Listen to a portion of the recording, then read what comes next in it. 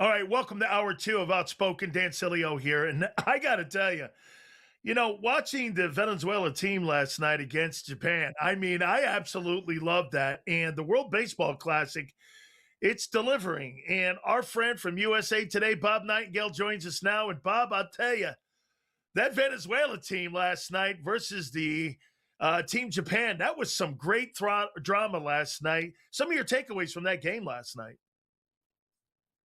Yeah, I'm obviously a pro-Venezuelan crowd. A lot of Japanese fans here, a lot more than I saw in 2023. Yeah, great game. Unbelievable bullpen. 6 1/3 shutout innings by that bullpen. And they after Ranger Suarez got lit up. And great drama, fun. I think everybody in Miami will love to see a rematch of Dominican versus Venezuela. We'll see if USA stands in the way of that tonight. Japan, what happened with them? Yamamoto got touched up pretty early in that. And in your opinion, again, there were some people that said that maybe some wear and tear on him a little bit, and he looked a little tired out there. A little bit. They fall short. Obviously, they wanted to win this thing. They wanted to repeat as champions. What happened with Team Japan? They should have the same team as last time. They didn't have the pitching. Even before the game, talking to scouts, they said, "Well, Venezuela's going to win this thing because they don't have a bullpen." So remember, last time Otani pitched in it, he didn't pitch in this one. No Roki Sasaki. So it wasn't as good as a Japanese team as in the past. Obviously, he lost Suzuki in the first inning. So just that, things added up. But this wasn't as strong as a team that they fielded the last few WBCs. Hey, Bob, do you get the juice and the feeling that the juice by the Latin American teams, man? Hey, these guys really love being here. They love representing their country, and it's refreshing to see a little bit, because Major League Baseball players, they can at times be a little bit standoffish, but those guys love repping their countries, don't they? Oh, they do. I wish every WBC game was in Miami. I came from Houston, where I was there for 10 days watching the USA team and Mexico, Italy, Great Britain, Brazil. Just the atmosphere last night blew away anything I saw in Houston. So I can just imagine what's going to be like with the Dominican Republic playing. It'll be electric feel, sold out crowd. It's going to be wild. Who is Team Italy? Now, if I'm not rooting for Team USA, that vowel at the end of my name, that O there, I'm going for Team Italy here, Bob. So who is this team? It's been an epic run here so far, man. Just a bunch of unknown guys. Who's Team Italy? Yeah, I do have 21 guys who are born in the United States, so it's not like these guys are all coming from Italy. Hey, Pascadino, Caglione, they got some star pitching. Right now, it's lined up nice for them because you got Michael Lorenzen, who just shut down USA, and then Aaronola, who shut down Mexico, lined up as the next two starts. They can pitch up to 95 pitches. So the bullpen's shaky. They've lost a few guys who start, injuries like Kyle Teal of the White Sox. But strong team. They'll give Venezuela a battle. Even before the tournament started, in Houston, they said, "Hey, how about us?" Everybody's talking about Mexico and USA. We can do this. Okay, speaking of Team USA, they got the Dominican team, which has been absolutely lights out as well. Who do you got in this one here? I got USA just because Paul Skenes. It's Paul Skenes going against Luis Severino. Obviously, you can take Skenes against about everybody except for maybe Scooble. That's a toss-up.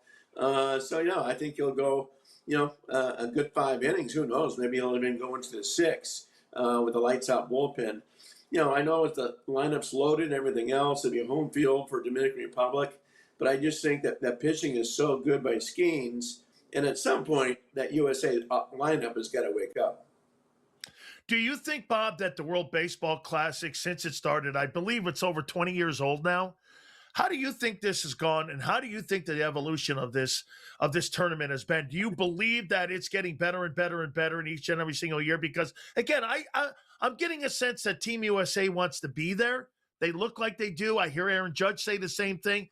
Just give me your sense of the tournament itself. Yeah, no, it's gotten much stronger over the years, and obviously the USA guys are all signing up for it. I mean, Judge has never participated in one. Bryce Harper never has. Schwarber's been a regular, same as Goldschmidt. But guys couldn't wait to do it. They saw how much fun they had in 2023, and they want to be a part of it. Hey, look, I mean, spring training is so long anyway. These guys would do anything to get away from spring training, the monotony of it. And you're staying at five-star hotels, wine and dine, and playing against great, great competition. So they say it kind of, warms you up and gets you ready going for the regular season. Obviously, the timing's not good for pitchers. That's why, Skubal returned, about 4 different relievers returned from USA team. I do think at one point they'll do it in July. They'll have extended All-Star break, every 4 years, almost like you do in the Olympics. Okay, I got to hit on Clayton Kershaw here. So Clayton Kershaw calls it a career. He's been pulled from Team USA. Bob, in your opinion, his place in baseball history. I mean, when you're a Hall of Fame voter, how do you look at the inefficiencies in the postseason? How do you match that up? I mean, if you look at Roger Clemens, also not spectacular postseason numbers. They got better with the Yankees. And the same thing again with Greg Maddux. When you look at a guy like Clayton Kershaw and you vote for a guy like that, how do you balance all of it? The great regular season numbers, the ERAs, and then you look at the postseason. How do you look at Clayton Kershaw's career? I mean, certainly a first ballot Hall of Famer. I mean, he's got a chance to, be unanimous. I mean, if not, it's going to be very, very close. Like you said, I mean, Greg Maddux didn't have the best postseason career. Neither did Tom Glavine. It's the hard-throwing guys that have the great postseasons. It's not the finesse guys. So no, marvelous career. You always wonder what would happen if Kershaw had pitched in the American League. He pitched with no DH for all those years in a great pitchers division where all the Cy Young awards came every year from the NL West.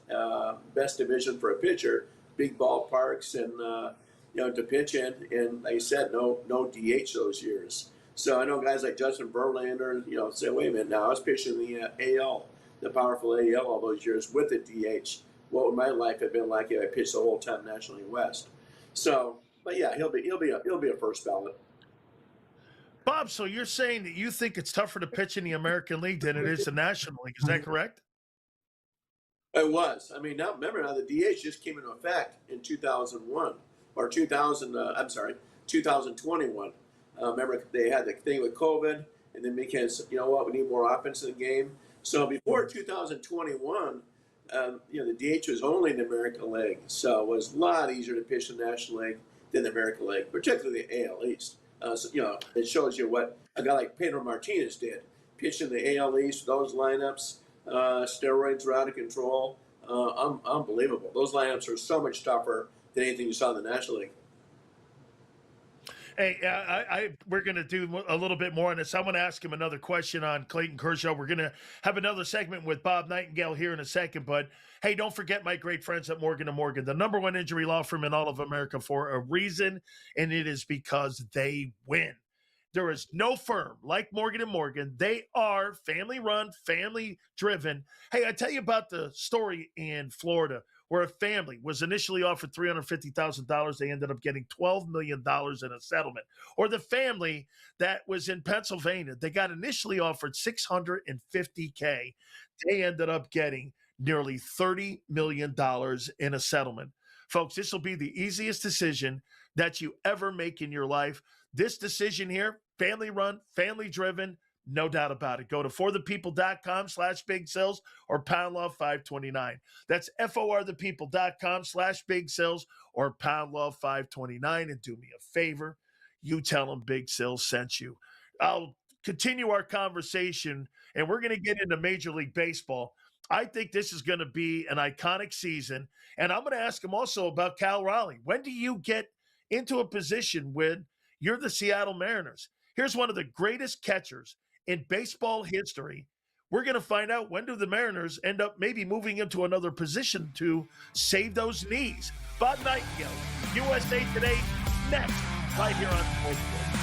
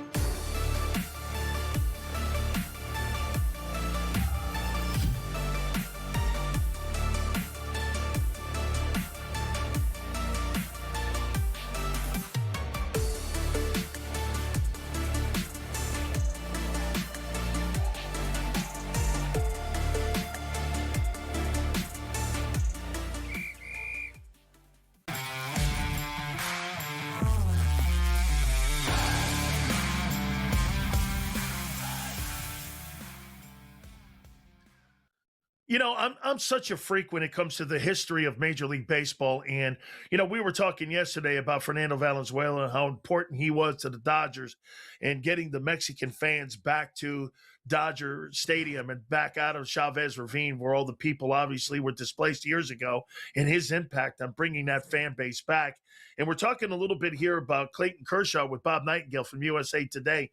If you were to put it in order here, Bob, Koufax, Kershaw, Drysdale, maybe Newcomb. I'm talking all of Dodger history, not just Los Angeles Dodger history, but in your opinion, if you're going to rate those top three, who would your top three be, Dodger pitchers? I would still got to go Koufax. His career was short, obviously, with the injury, but just so dominant. Not that Kershaw wasn't, but just a different era back then. I would still go Koufax one. Then you can argue, you can go a Kershaw two. Obviously, Don Newcomb, unbelievable what he did, especially post-integration there. Drysdale was just a horse. But you always talk about Drysdale. You never mention Drysdale without Koufax. So I'd probably go, in that order. Koufax, Kershaw, and then Newcomb, Drysdale. Would you put Hershiser in there somewhere? Because, again, you said this to me before, Bob. That 1988 Dodger team that won the World Series against the A's, you told me that may have been the most outmanned team that we've seen in the last 50 years. So, again, how great he was. I think he won 3 games in that series against the A's. So he was a, bulldog. He was just a horse in that series. He was. Actually, just a 5-game series. It was that lopsided. But I remember the A's team was unbelievable loaded. With Canseco, McGuire, Dave Stewart, Don Baylor, Dave Henderson, on, Ricky. So, I thought that team was going to sweep the Dodgers. When the Dodgers won Game 1 with Gibson home run, I said, okay, A's in 5, A's in 6, A's in 7. Never happened. So, he unbelievable postseason pitcher. If you go like that, hey, Dave Stewart. When you talk about 4 straight years, 20 wins or more, 250 innings or more, nobody was a postseason pitcher like him. But it kind of reminds me, version of Oral Hershiser, just that guy in postseason. And Curt Schilling was that guy in a postseason. You know what, Bob? I'm getting Curt Schilling on next week. In your opinion, Curt Schilling, do you believe he belongs in baseball's Hall of Fame? I do. At first I said, well, does he have enough wins? I mean, now, wins have dropped down. But unbelievable postseason, great body of work. Probably always heard him that he was the number 2 guy behind Randy Johnson, number 2 guy behind Pedro. But without Randy Johnson, he would have won a couple Cy Youngs himself. Co-star in the World Series with Diamondbacks in 2001. So no, absolutely a Hall of Famer. Absolutely here. All right. Hey, coming out of the World Baseball Classic, sometimes we see a little bit of the player, exhaustion coming out of the Olympics. We're seeing that now in hockey now. Tampa Bay Lightning are not playing well. They had 6 Olympians, so they're not playing well. Is there any concern about some of the players that are in the World Baseball Classic? Because, hey, Bob, when we just got through mentioning some of the Latin teams, I mean, these guys are playing with great energy. There's great excitement. These games are intense. Any concern with them coming out, getting off to a slow start at the beginning of the season? Not the position players. I mean, it's a letdown when they go back to their camps. It's so different, One from our World Series atmosphere to a spring training game. It's tough for those guys to get fired up. The only real concern is the pitching. I'll be fascinated to see how this affects Paul Skenes, if it does at all. I know he's young, he's talented, but you're not used to getting ramped up like this. That's why you got Tarek Skubal returns to Tigers camp. But I'll be very interested to see if this affects Skenes somewhere down the line, particularly if he throws, 80 pitches tonight. Bob, let's get ready for the upcoming season here. These guys will go back to camp here, and just some of the questions here that we have with some of the teams. You think the Blue Jays had a bat? I mean, they could be. I think it's almost a toss-up, 3-way toss-up between Blue Jays, Seattle Mariners, Detroit Tigers. I'm not going to rule out the Yankees. The Red Sox get surprised too. But it's close. I would have loved them a lot more if they got Kyle Tucker. Still, they lost Bichette. So still a very, very good team. It's great to be in the AL East because you survive the AL East, you can beat up on anybody. How about adding an arm for the Orioles? You think they add an arm? They've made a lot of moves, Bob, this offseason, as you mentioned to me last time you were on. But do you think they add an arm?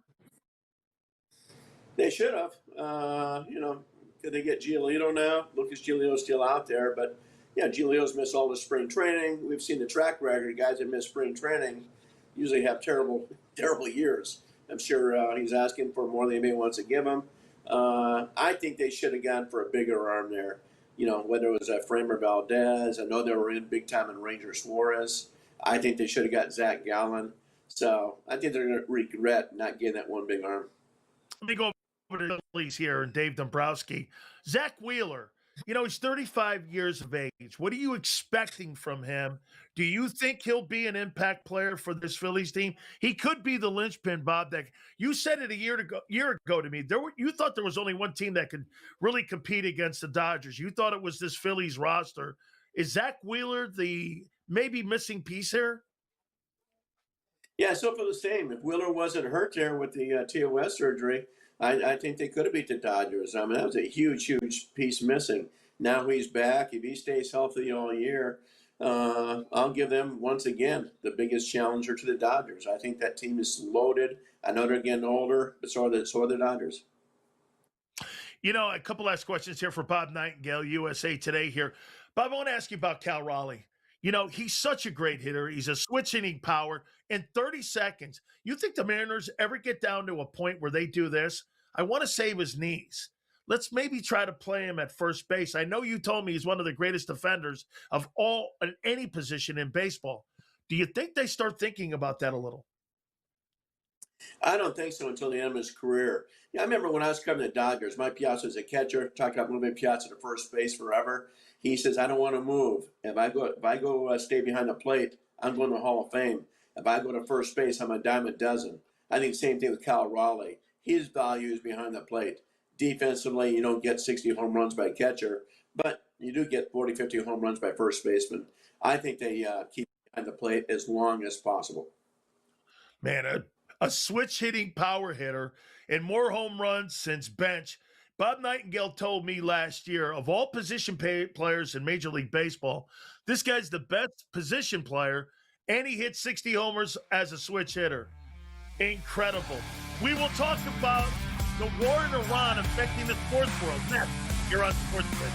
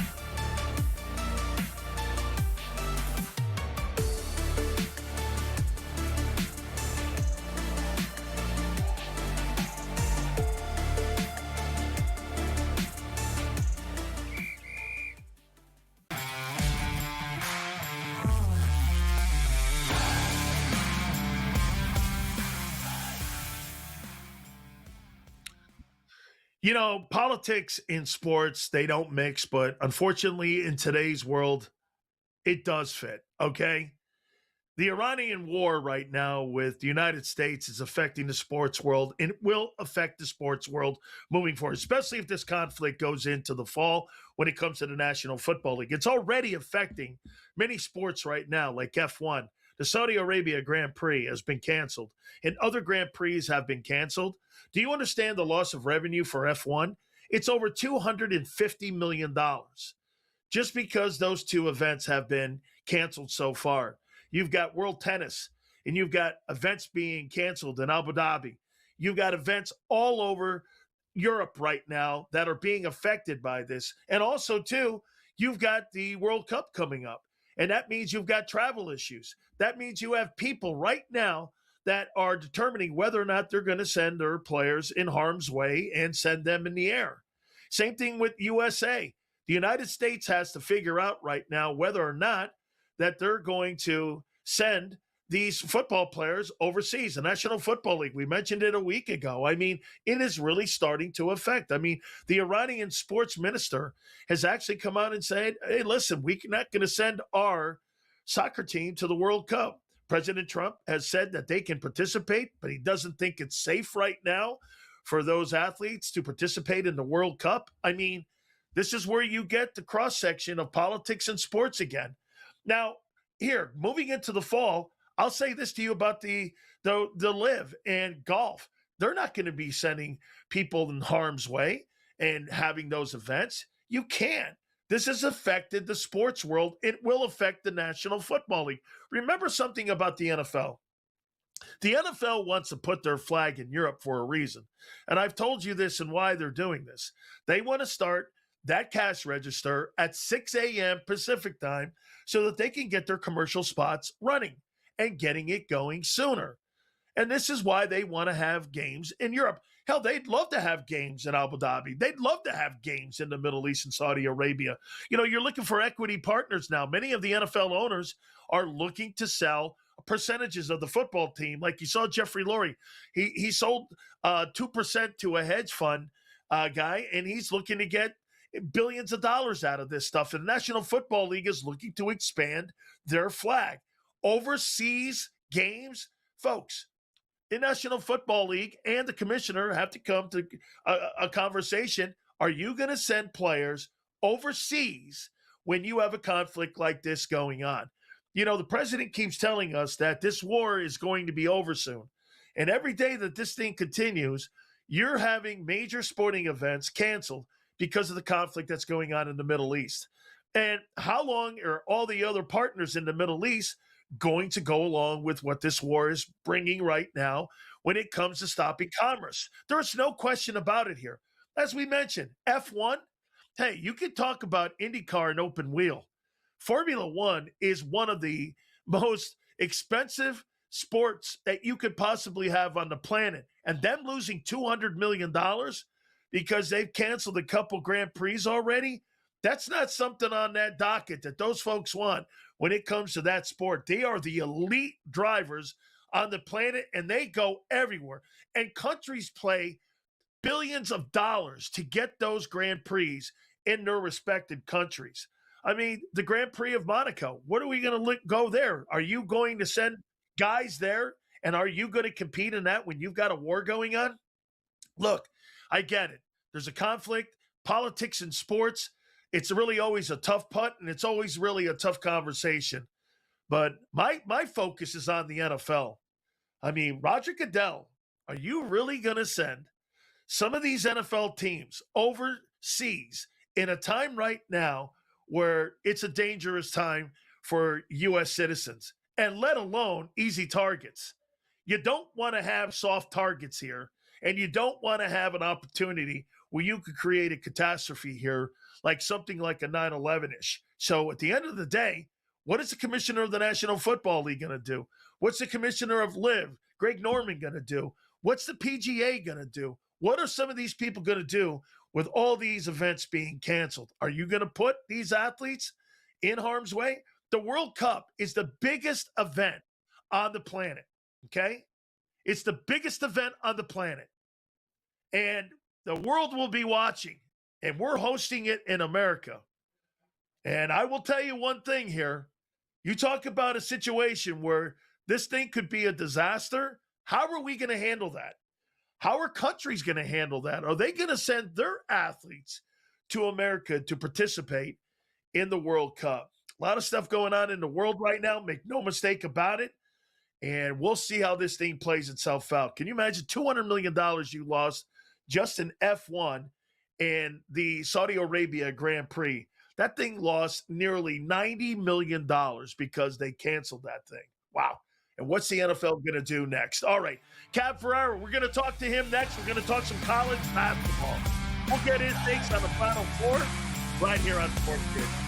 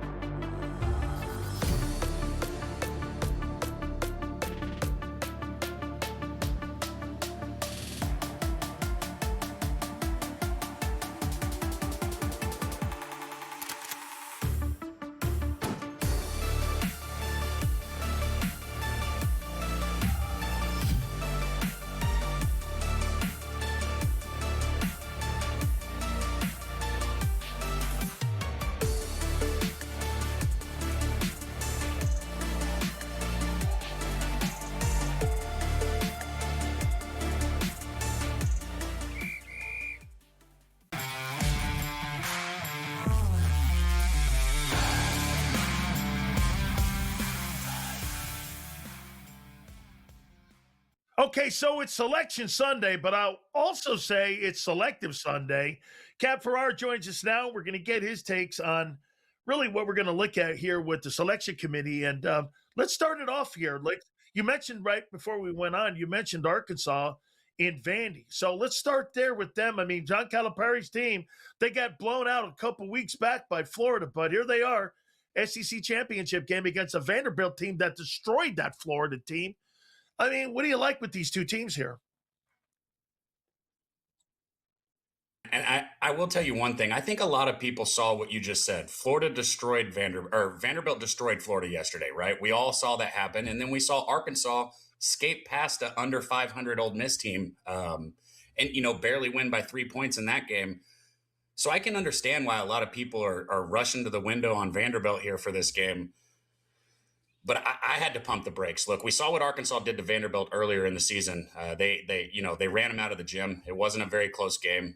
And I think there's going to be more of that this game. There's just a better presence in the paint for Arkansas. Yesterday, Vanderbilt, they took Florida to the woodshed. But here's the deal. They got out-rebounded by like 15 rebounds. I don't have the numbers right in front of me. The reason they were able to do that to Florida is because they hit almost 50% of their threes. They're a team a lot like Wisconsin is another team. We saw them with Purdue. When they hit their threes, they can go out there and they can beat anybody. But I do not like betting and backing a team where I need them to hit those 3-point shots consistently. I don't trust Vanderbilt today to continue to hit at a 50% rate. And if they don't hit it at a 50% rate and they get out rebounded, then I got the Razorbacks. I like the Hogs. So that's why I'm on the Hogs here. And that's a reason why Vanderbilt really won't be a team that I'm going to be looking to back going forward in this tournament as well. Kat, well, let me ask you this then. With the selection committee, How high can they go, one of these teams, Vanderbilt or Arkansas? I mean, could they sneak into a 3 seed? Because right now, you probably what? You'd probably have Arkansas at a 5 right now, potentially, right? But if they win the Southeastern Conference, or maybe even Vanderbilt wins the Southeastern Conference, how high could they move up on the seedings? I was going to say 4. 3 seed sounds nice. And guys, I've got futures on Arkansas. So if Arkansas could somehow slide into a 3 seed, trust me, there's not going to be anybody out there happier than me. But let's be honest, the SEC is having a very down year. And even their top teams, whether we're talking about Alabama, Arkansas, Vanderbilt, I don't think any of them deserve higher than that seed there. I don't think we see a 3 seed out of Arkansas. I would say 4 or 5 seed if they win this game, which I'm going to go with they are, guys, because I need them to win it for my bets. So Arkansas takes care of Vandy, and I think they still stay about where they're at, 5 or 4. You think the committee will think at all about Florida being a 1, or is it most likely going to be a 2? They were destroyed by that Vanderbilt team that you just mentioned. And UConn got destroyed by St. John's. So that final top seed, could it come down to UConn or Florida, or could it come down to somebody else that could sneak in there on that final top seed? Man, that's such a good question there for that final top seed. What about if Purdue beats Michigan, right? So that's where. So what about if Purdue beats Michigan? If Purdue beats Michigan, that really throws a wrench into everything for that final top seed. I think Florida could get it, but they really hurt themselves early in that season. Early in the season, they weren't playing at the level that they've been playing with, because they lost a lot of their people. Like Walter Clayton Jr. went to the NBA. A lot of their players, went to the NBA, and there was a meshing period at the beginning of this year for Florida where they were not winning basketball games. And I think that might come back to haunt them. I know it's been a long time since they've turned that corner, but I think that could come back to haunt them. However, Florida is deserving of a 1 seed, in my opinion, even after losing yesterday. Okay, so here's the $1 trillion question here. Miami of Ohio, you're 31-1. They've got a schedule ranking of 340. No team that's ever won 29 games has ever been left out of the NCAA tournament. I mean, they've played a boatload of stiffs, 31-1. You've got to get some. I'm telling you, Cab, I've never been in a position where I've straddled the fence on anything, because that usually hurts, right? So I'm sitting here, I'm like, hey, at the end of the day here, though, man, I mean, 31-1 has to mean something, no? Okay, so I'm gonna, like you said, straddling the fence. I'm gonna give you my opinion. Then I truly want to hear what you say too. I've gone back and forth about this Miami, Ohio team, but you gave it at the top. Their schedule strength has been so weak. They haven't beat a team in the top 100, much less, a top team. I can't do it. Dan. I can't put them in. And I hate to be that guy, because I know we all want the Cinderella story. That's why we love March. That's why we love college basketball. But come on, man, you got to put somebody on your schedule. You got to play somebody. You got to step up at some point during the season. How about this then? Would this be a compromise? The first 4, put them in that, and put them in the first 4 to give them an opportunity to play themselves in. I'm good with that. I like that. And I think that's something that maybe, not to completely shift, but college football might be looking at something like that, right? Because they don't know what they're doing with their playoff thing. I'm good with that. So if it was up to me, I'd say put them in that 4. I'd say let them have a play-in game, see if they can get in. And I don't think they would. But I do think that they at least deserve the opportunity. Cap, do you think Duke is the slam dunk number 1? Yeah, I do. I guess unless Michigan wins today comfortably against Purdue, I say Duke's your top seed here. How about the top 4? Are they set in stone, you think? We just talked about UConn and Florida. How about the top 3? Do you think they're set in stone? You think Michigan? You think Arizona? You think Duke? Those are your 3 teams that are, and then the final spot is really the last spot to be determined whether or not the committee and how they're going to go. Last spot's probably not the sold one, right? Right. Arizona yesterday against Houston, beating that Houston team for a second time. And we finally got to see that Calvin Sampson defense out of Houston in this tournament. So for Arizona to be able and still go put up those points on Houston for a second time in a row, man, Arizona is my top team. So I know that was kind of a roundabout. I avoided your question, but you brought up Arizona. I like Arizona more than Michigan. I like Arizona more than Duke. And for that 4 seed, like I said, we come back to Florida, and it's hard to look at, Purdue sitting at 26-8, but if they beat Michigan today, I think that there's an argument to be had for them as well. Okay, St. John's destroyed UConn. I mean, Jamaica Queens is pumping right now with what's going on with that basketball. They haven't had that basketball program in that position, Cab, since Louis Carnesecca was there. I mean, tell me about St. John. Tell me how high, and tell me Rick Pitino's guys. How far do you think they could go? I like to act like I'm always right on everything. I was wrong on St. John's yesterday, and I thought it looked like a trap line hanging that 2.5 for UConn, and I get it. But if I'm being completely honest, I don't think UConn, as good of a victory as that was for St. John's, I don't think UConn is even a top 10 team. And I've been kind of saying that all year. I think St. John's maybe has a shot to push for maybe a Sweet 16 push here, but I don't got them doing much more than that. We saw at the beginning of the season when St. John's played those step-up games. They played Arkansas. They played a lot of step-up games, and they struggled. They got wins against Baylor and a couple other teams, but we saw as the season went on, this was not a Drew Scott Baylor team that we're used to seeing. And for me, when I saw St. John's play the upper level of competition outside of their conference, they didn't give me a lot to hope for, so to speak. So I'd say maybe Sweet 16 if they get a good run, but I wouldn't put them past that. Hey, real quick, you think the Big East was down this year in 10 seconds? Absolutely. I think it was way down. Villanova, had a decent record, stepped up a bit, but you got to play people. You got to put people on your schedule. The only people who did that were UConn and St. John's. A lot of these other teams, they just had these candy schedules. And we're seeing these quad games, or the quad 1, quad 2 games are so important in college basketball. More with Kat Ferrara in the NCAA tournament. I know you didn't. Talk! I'm innocent. Got the wrong guy. It wasn't me.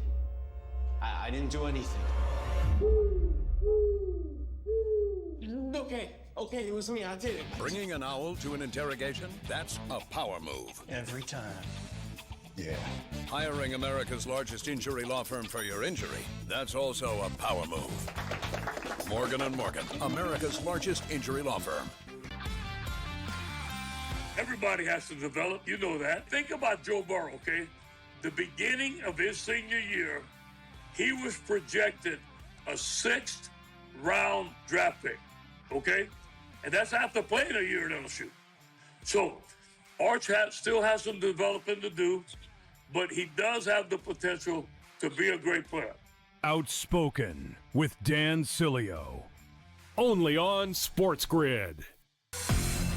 This is not a probability market. This is an information narrative market, which, by the way, there are already people who know the answer to this question. So yes. You are not, you're not battling getting the right price. This is not math. This is who the hell knows where Taylor Swift might get. Yeah. You know who knows? Taylor Swift's people. Prediction Markets Edge. Only on SportsGrid. I love these tournaments. I love the Olympics. I love NFL drafts. I love events. I love the UFL, arena football.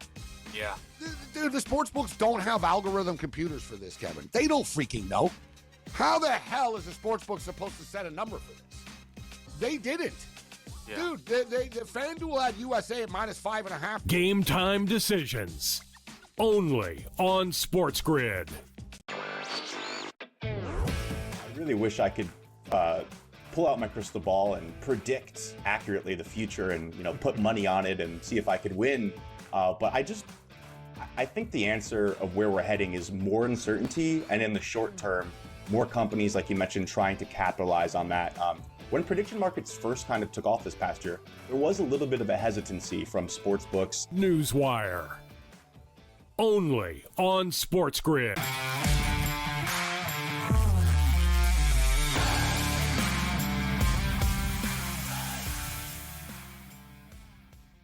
I am getting excited as well. Kat Ferrara is with us here, and we're talking NCAA basketball, and this is one of the truly greatest times of the year. This is the best sporting event for college sports in America. There's no doubt about it, and he's with us here. We're talking some college basketball. Hey, you mentioned, we were talking in the break here, if you had to pick the conference right now that's more prepared to go into the NCAAs, would it be Big 12, Big 10, ACC, Big East?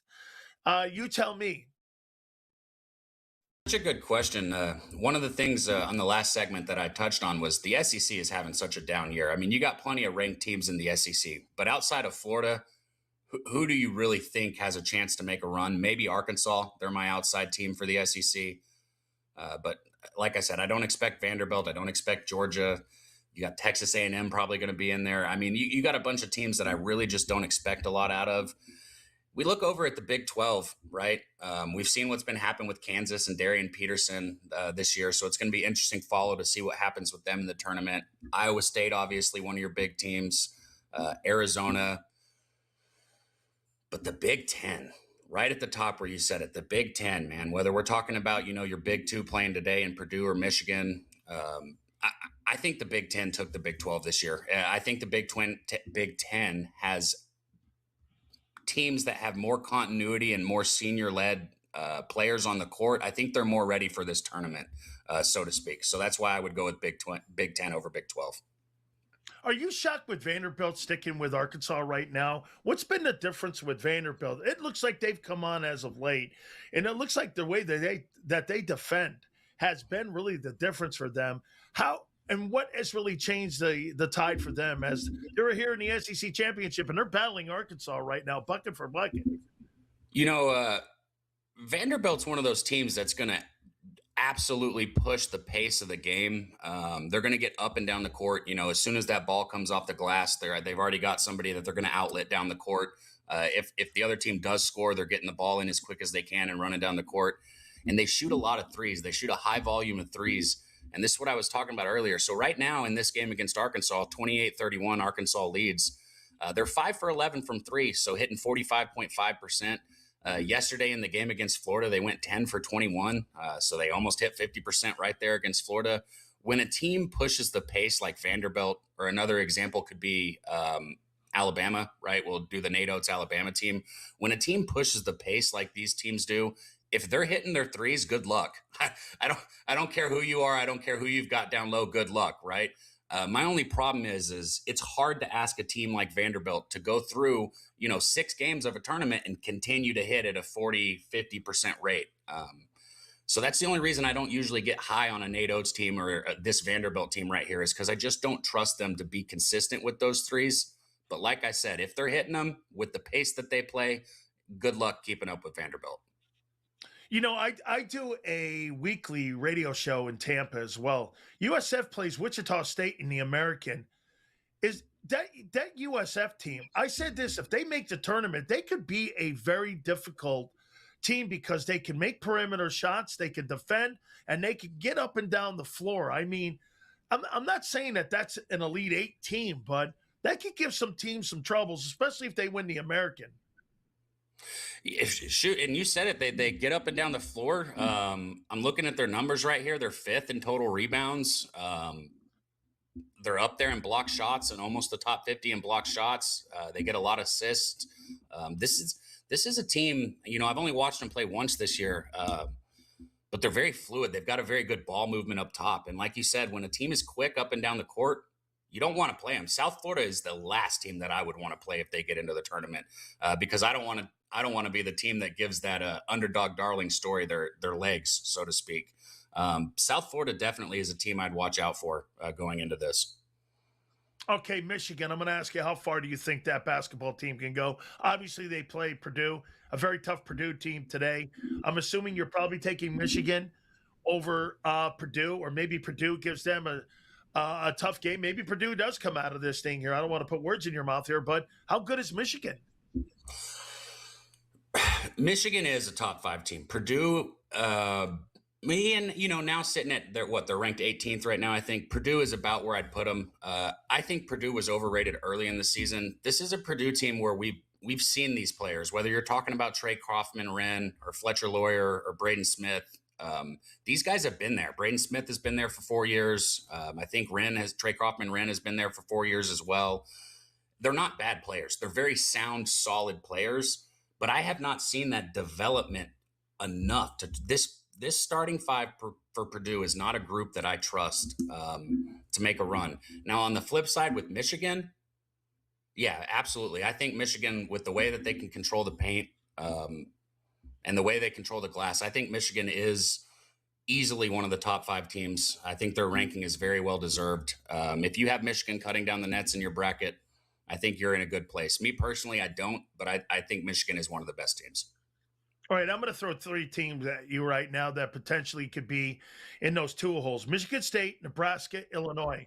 If you had to pick one of those 3 teams that could be a team that could get to an Elite 8, out of those 3, Illinois, Michigan State, and Nebraska, who would you take? I'll put them in order for you.